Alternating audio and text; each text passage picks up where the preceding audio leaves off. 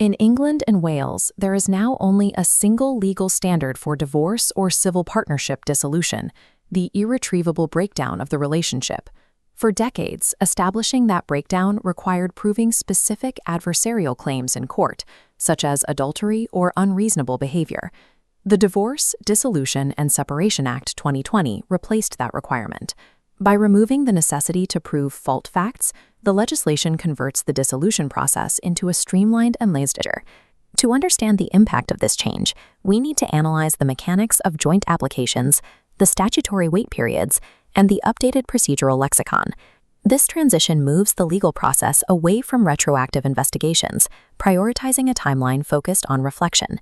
Any practitioner must ground their work in the Matrimonial Causes Act 1973 for marriages and the Civil Partnership Act 2004 for civil unions. These remain the governing statutes for the formation and dissolution of adult relationships. The DDSA 2020 amended these acts, excising the 5 facts of fault and replacing them with a single statement of breakdown. This update directly alters the legal lexicon. The adversarial title of petitioner is replaced by applicant, while the old decrees have been updated to neutral terms, the conditional order and the final order. Under this framework, the statement of breakdown carries significant legal weight. The court accepts it as conclusive evidence of the breakdown. Because the statement cannot be contested on its factual merits, the legal threshold for establishing an irretrievable breakdown is met upon filing. However, the 1-year bar under Section 3 of the Matrimonial Causes Act 1973 remains intact, preventing parties from applying for dissolution within the first 12 months of a marriage or civil partnership. These lexical and evidentiary shifts serve a specific goal: removing friction from the dissolution process. The legislation also introduces the mechanism to file a joint application, where both parties proceed as Applicant 1 and Applicant 2. This workflow relies on a 14-day synchronization gate. Once the initial application is submitted, both parties must acknowledge receipt and confirm they wish to proceed within 2 weeks. If one party fails to acknowledge the notice or complete their section within this 14-day limit, the joint application stalls. To prevent a permanent stalemate, the active party can use a procedural pivot to switch the process from a joint application to a sole application. Firms manage this entirely through a digital-first interface, using dedicated HMTCS online portals for submission and case tracking. The joint application serves as the definitive symbol of the move away from the adversarial petitioner versus respondent dynamic.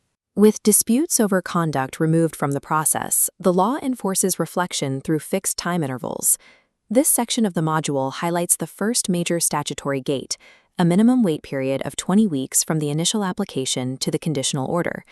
Following the conditional order, a second statutory gate requires a further wait of 6 weeks and 1 day. Once this final period concludes, the final order is pronounced, legally terminating the marriage or civil partnership. Because respondents can no longer deny the breakdown of the relationship, an application can only be disputed on 3 narrow grounds: jurisdiction, the validity of the marriage, or if the relationship has already been legally ended. For practitioners, the 20-week period is a critical procedural change to manage and client expectations, as the timeline replaces the old factual disputes. For clients who wish to live apart legally without ending the marriage, Section 17 of the MCA 1973 provides for judicial separation.